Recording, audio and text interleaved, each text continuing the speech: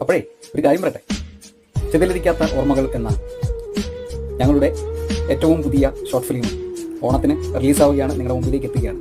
കട്ടയ്ക്ക് കൂടെ ഉണ്ടാവില്ലേ?